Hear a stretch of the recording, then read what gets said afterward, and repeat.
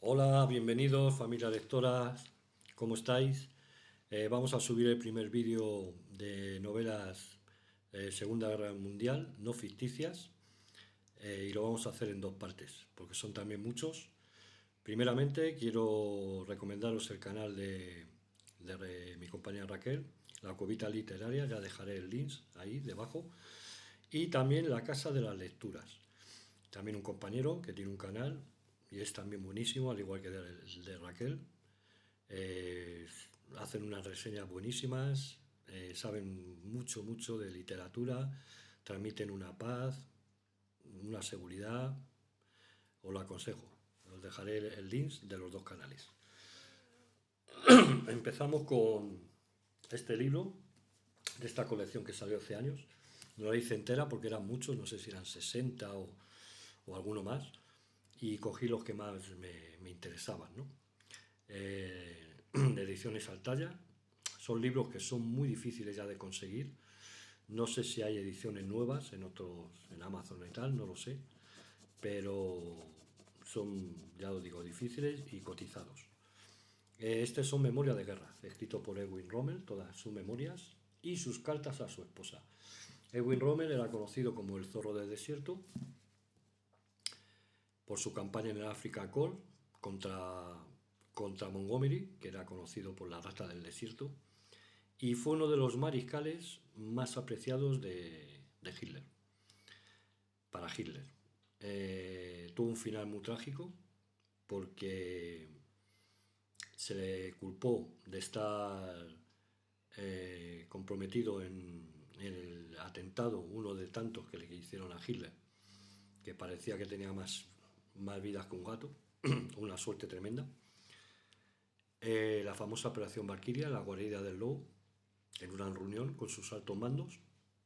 Habréis visto la película seguramente. Perdón, yo he visto las dos, la antigua y la moderna de Tom Cruise, por así decirlo. Operación Valkyria.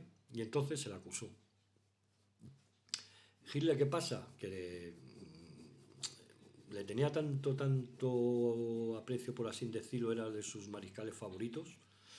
No el mejor, ha sido uno de los mejores, pero era un mariscal que no era de grandes divisiones, como podían ser otros. Pero era un general eh, muy con mucha intuición, de primera línea, por así decirlo. Muy intuitivo y te podía resolver cosas. Digo general, ¿no? En realidad era mariscal, pero bueno.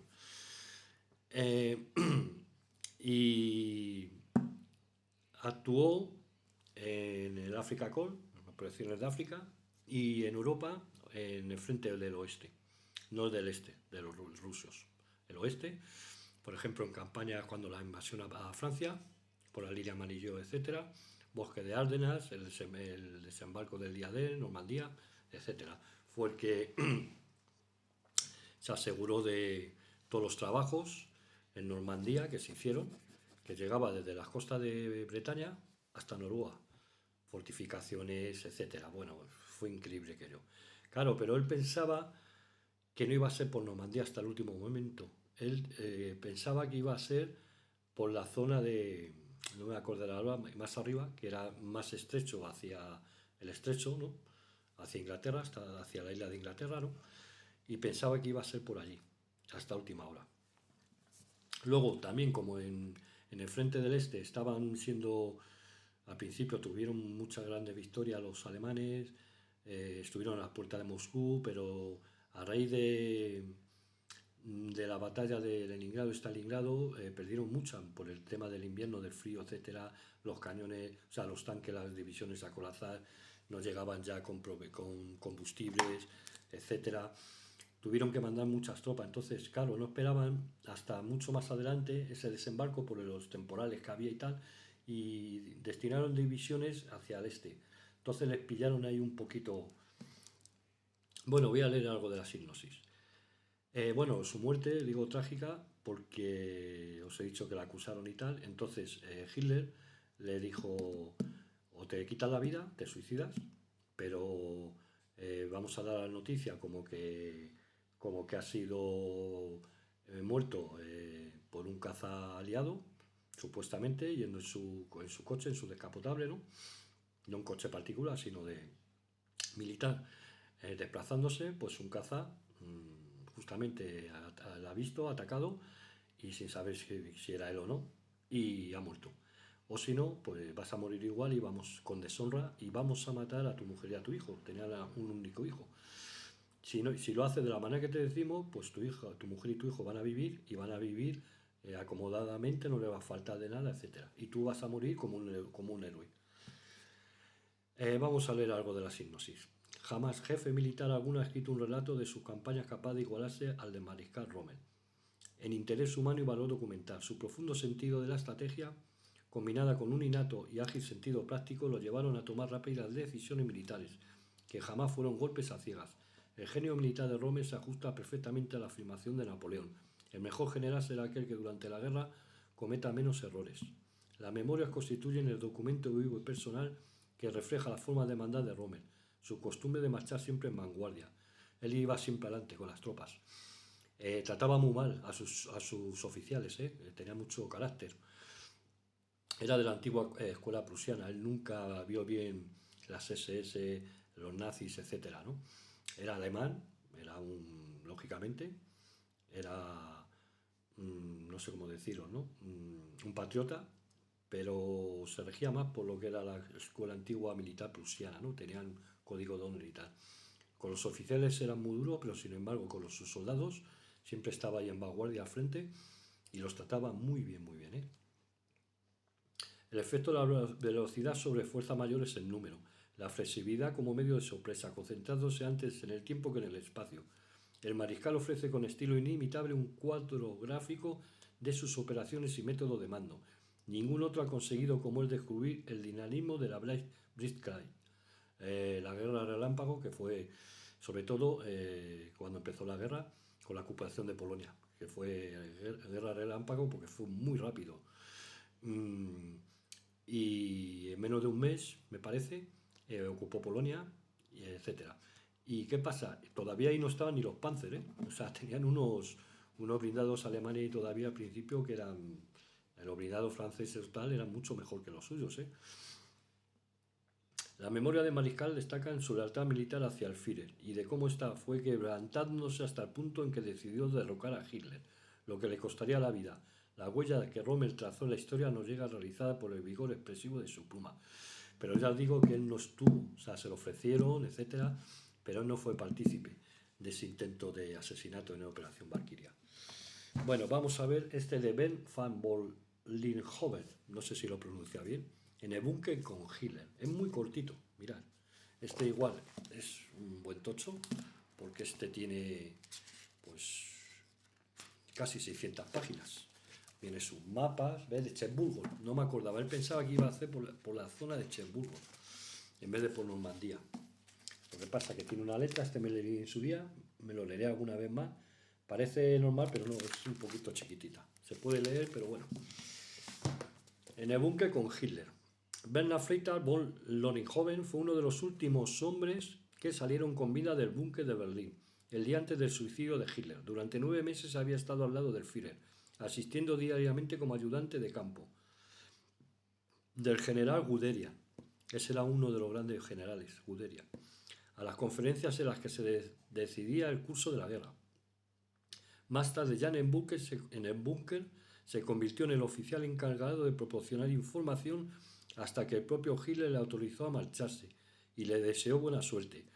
Logró pasar entre las líneas rusas, fue detenido por los británicos y una vez en el campo de prisioneros escribió los recuerdos de los que había visto en unos cuadernos que 60 años más tarde le han servido para escribir este libro estremecedor.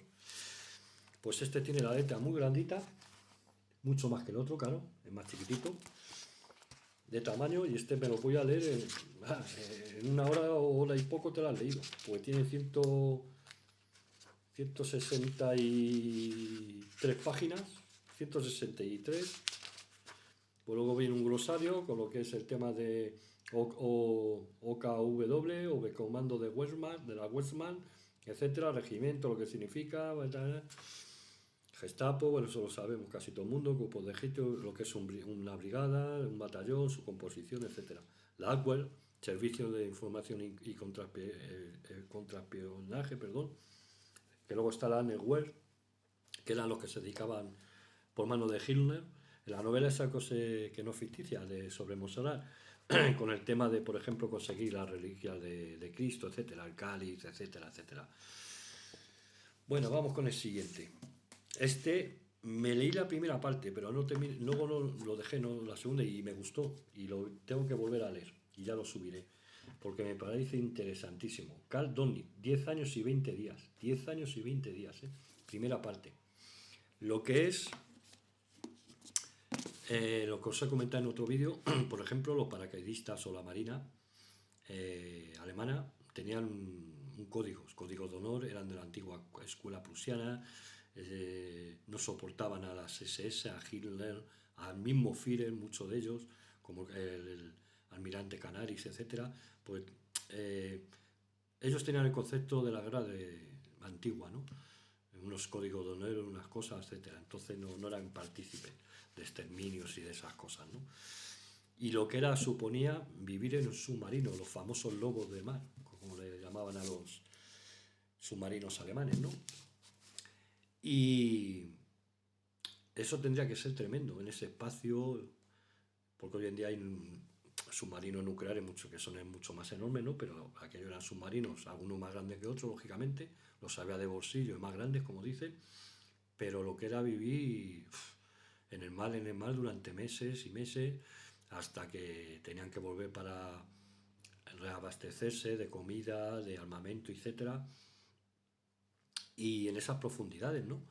El miedo ese que constante, ¿no? Sobre todo cuando, por ejemplo, atacaban un convoy que iba protegido y lanzaban esas cargas de minas de agua, ¿no? Para intentar impactar en el submarino, que muchas veces conseguían, otras no. Y sentir ahí que en cualquier momento te quedabas ahí, ¿no? Eso tenía que ser psicológicamente, esta gente tendría que estar súper preparada o terminarían muy mal muchos de ellos. Vamos a ver aquí, por ejemplo, lo que nos dice. Está escrito por Karl Dönitz, el gran almirante Karl Dönitz. Fue comandante del arma submarina de la Marina de Guerra alemana desde el año 1935 al 1 de mayo del 45. Inesperadamente Hitler le nombró en su testamento su sucesor como jefe del Tercer Reich. A pesar de que este marino era un militar totalmente apolítico, que es lo que os digo yo, antes, hace un ratito, hace nada, que nunca había tenido una vinculación estrecha con el partido nazi.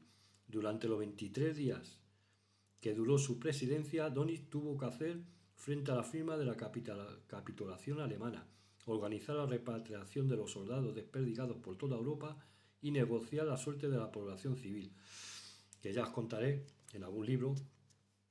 Fue tremendo también, tremendo lo que hicieron los nazis, pero no digo nada lo que padeció la población alemana también, por desgracia. Muchos de ellos no tenían culpa de lo que hubiera hecho su líder, Hitler, y sus líderes, con los judíos, en Polonia, en Checoslovaquia, con población civil, en Rusia, etcétera, porque los rusos telita durísimo lo que hicieron, lo que hubo allí en la Alemania ocupada. Por eso muchos militares y población querían ir a la zona de los aliados, porque sabían que iban a ir a campos de prisioneros, pero las condiciones iban a ser mucho más fáciles que con los rusos. Sí, luego cuando hubo los juicios de Nuremberg, se ejecutó oficiales y cargos de las SS, etcétera, ¿no? Por crímenes de guerra. Unos fusilados, otros ahorcados, etcétera. Bueno, pues vamos a ver. Fue juzgado en Nuremberg y condenado a 10 años de prisión en Spandau. Salió de la cárcel en 1956 y comenzó a dar conferencias por todo el mundo y a redactar la memoria de su periodo como almirante del Reich. 10 años y 20 días se basa en el exhaustivo diario de guerra de Dönitz como principal fuente de documentación. En él explica los distintos aspectos de la estrategia naval alemana, centrada en controlar totalmente las rutas comerciales marítimas, para aislar a sus enemigos, ya que la victoria en el mar precede siempre a la victoria en tierra firme. Alemania centró su esfuerzo naval en nuevos y eficaces submarinos, que infligieron terribles pérdidas a los aliados hasta 1943. Ese año la suerte de las jaurías de U-Boot cambió. La mejora del radar y del sonar, el afianzamiento del sistema de convoyes y la aparición de nuevas armas antisubmarinas decantaron la batalla del Atlántico a favor de las fuerzas aliadas. Pues ya está, la misma sinopsis, tiene los dos. Ahí lo tenéis, el 1 y el 2. Uno es más gordito que el otro. Y este lo voy a leer también. Muy interesante. Luego tenemos uno muy finito también, porque de Sir Martin Gilbert, el desembarco de Normandía el día 10. Mirad, este tendrá, pues nada, no llegará hacia, yo que sé, a 190 páginas. Y eso sí, he visto que tiene muchos mapas de las playas de Omaha, etcétera, vale, de Gran Bretaña, cómo hicieron las operaciones. Y vamos a ver un poco la sinopsis. Fue el asalto anfibio más complejo, espectacular y de mayor magnitud empleado hasta entonces, y yo creo que en toda la historia. El momento culminante de la guerra más sanguinaria y cruel de la historia. Pero cuando convergieron 7.000 barcos, 1.000 aviones y 150.000 soldados en la costa de Normandía, el 6 de junio de 1944, el resultado del ataque llamado en clave Operación Overlord distaba mucho de ser perfecto. Sir Martin Gilbert, uno de los historiadores más destacados del siglo XX, nos presenta una descripción incisiva y dramática de la planificación estratégica, los conflictos internos y los enormes esfuerzos que condujeron a aquel día decisivo, a través de un relato vivido y muy bien documentado de la batalla. Martin Gilbert capta también el horror y el heroísmo del día D, desde los ataques de los paracaidistas tras las líneas enemigas hasta el fuego cruzado en la propia playa. Sí, muy bien. Habréis visto Salvar al soldado Ryan, ¿no? Esas escenas de desembarco, que parecen, vamos, la vida real. Gente que todavía estaba viva en aquella época, tanto aliados veteranos de guerra como alemanes, describen que inclusive fue en la realidad mucho peor. Fue tremendo, tremendo. Muchos soldados aliados perecieron ahogados más que por fuego alemán, de ametralladora, etcétera, porque llevaban tanta carga de equipamiento, de cosas, que a lo mejor eran 2 metros, 2 metros y medio algunas veces, antes de llegar a las barcazas de desembarco, y claro, como estaban las ametralladoras, los nidos ahí, eso atravesaba cascos y el casco de la barcaza y todo. Entonces muchos de ellos por los lados se tiraban pensando que había menos profundidad y del peso que tenían se hundían y se ahogaban.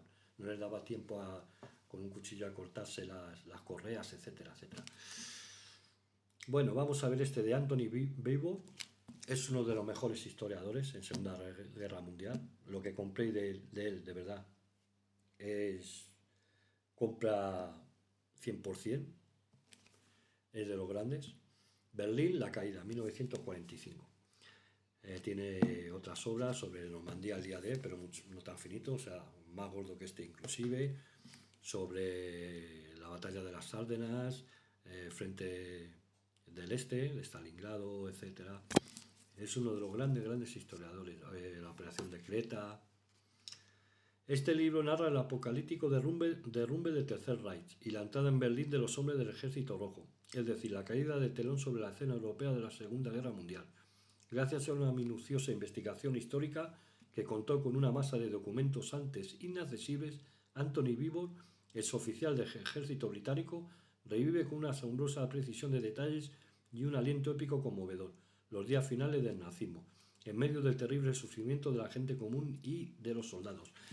Hay gente muy especial o muy erudita, mucho más que yo, en la Segunda Guerra Mundial, y yo he leído mucho, no es que eso, pero sé bastante, que la respeta como un buen escritor, pero no es un santo de devoción para ellos, porque Anthony Beevor tiene una forma de escribir para mí muy amena. Te te incluye, no es la típico libro de historia, no sé cómo decirlo, ¿no? Que te pone el día tal, pum, pam, pam, pam. No te mete a lo mejor una conversación de soldados, de generales, de mariscales, te describe a lo mejor la situación de esa batalla, trincheras, paisajes, etcétera, un panzer tal impactado como la tripulación y arde. Entonces hay gente que no, pero a mí sí, me gusta mucho su forma de escribir. Mucho, mucho. Bueno, pues este es de Biblioteca de la Segunda Guerra Mundial, también de hace años. Yo creo que son de los 90 o por ahí. Planeta de Agostini, también. No me hice con la colección entera porque es que era también muchísimo. Y me hice así con lo que más me interesaba y lo que había en ese momento también, claro. Pues sabéis que muchas veces los kioscos cuando ya sacan números, ciertos números, si no tienen suscripciones o tal, ¿no? Pues ya las mismas editoriales no le dejan de enviarles. A no ser que tú al del kiosco le diga, oye, tráeme todas las semanas o cada 15 días que salga el libro, lo quiero. Así que nada, tiene una letra pequeña, también como el de Rommel, pero bueno, habrá que leerle también. Esto es una joya también, la batalla de Stalingrado, una de las batallas más duras y crueles de la Segunda Guerra Mundial en Europa, de William Craig, es otro gran historiador y escritor. Este es de otra colección que salió de RBA. También, mira, a ver, qué bonita también. Bonita me refiero. Pues la guerra no tiene nada de bonito, desde luego. Ah, este sí. Este lo bueno que tiene es que tiene algo, mira, el papel satinado y tiene al principio pues un mapa de Stalingrado y de las divisiones, tanto rusas como alemanas, por donde atacaban, el cerco que hicieron, alguna fotografía. ¿Veis? Está muy bien, muy bien. Tiene la letra más grandecito que las otras. Este de RBA también. Y tendrá pues 400 páginas o por ahí. Y de este, pues bueno, de sinopsis no voy a leer nada porque no viene nada aquí una sinopsis. Pero bueno, muchos sabréis al que le guste la historia lo que fue la batalla de Stalingrado. ¿Habéis visto Enemigo a las puertas, por ejemplo?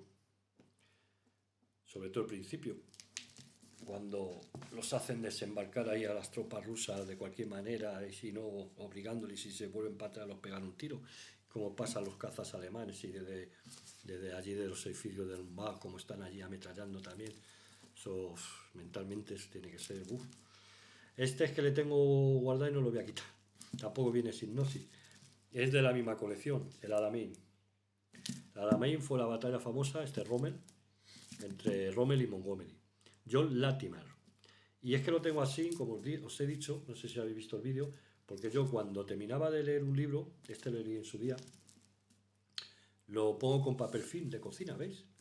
No es que sea el que viene cuando te vende, no. Lo pongo con papel film y entonces, mirad, no se llena de polvo ni nada, se mantiene mejor de humedades, etcétera, y ahí lo tengo. Bueno, pues nada. Ahora tenemos aquí otro de Lawrence Reed, de Planeta de Agostini. Este es de los otros que os he enseñado. Y este es Auschwitz, los nazis y la solución final. Este tiene la letra también hermosita, la verdad, mucho más grande que los primeros que os he enseñado. Y vamos a ver. El horror que despierta los campos de exterminio nazi es tan perturbador que paradójicamente impide a menudo el conocimiento preciso de cómo funcionaron, qué significaron exactamente y cómo se articularon políticamente esas terribles máquinas de matar. Lawrence Reed, director creativo de la BBC y estudioso del fenómeno nazi, se centra en este libro, en el paradigmático campo de Auschwitz, para desentrañar su historia, su actividad y su auténtico alcance como nunca nadie lo había hecho. Es esta una obra que permanecerá como referencia insoslayable para quien quiera aproximarse a uno de los hechos más atroces de la historia. Bueno, pues aquí lo tenemos. Auschwitz, los nazis y la solución final. Y vamos con este último, que es la Segunda Guerra Mundial, de la misma colección, de Planeta de Agostini. Lo que pasa es que este, nada más que me pude hacer con el primero, A ver si me hago con el segundo, Mercado Libre, por lo que os digo, porque dejé a lo mejor dejan de traer o tal y ya, pues se me olvidó o no lo pedí, que me lo trajeran y tal. Tiene la letra también chiquitita, ¿no? Muy chiquitita, pero bueno, lo puedo leer con la gafa porque si no... Y es El camino hacia el desastre, de Winston Churchill. Vamos a ver lo que nos pone aquí. Junto con Roosevelt, Hitler y Stalin, el británico Winston Churchill fue uno de los grandes protagonistas de la Segunda Guerra Mundial. Bueno, protagonistas de los presidentes, de los líderes, lógicamente. Porque por desgracia los protagonistas fueron los combatientes de todos los bandos, de unos de otros. Los soldados y la población civil, que son los que padecían. En 1940 sustituyó como primer ministro a Neville Chamberlain, y se convirtió en líder implacable de la guerra contra Alemania. Chamberlain, menuda lío, cuando hizo la firma de tratado con Hitler antes de ocupar Polonia y todo. Buah, le dio ahí alas a Hitler para acelerar la ocupación. Primero a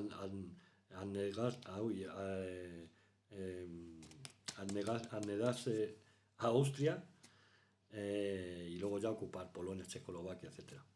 El camino hacia el desastre del Tratado de Versalles, que fue ese, el de Chamberlain, hasta que Hitler conquistó Polonia, la guerra ficticia, que acabó con la invasión alemana de Escandinavia, la caída de Francia y la batalla de Gran Bretaña, el bombardeo de Londres y la lucha en el desierto son algunas de las cuestiones tratadas en este primer volumen de los dos que componen sus memorias. Pues muy interesante. Bueno, pues nada, hasta aquí hemos llegado. Si alguien ha leído algo de esto o parecido de estos escritores o historiadores, dejar en comentarios, responderé. Muchas gracias a todos y todas y dejaré los links de los compañeros, pasaros por sus canales. Hasta el próximo vídeo. Gracias, hasta luego.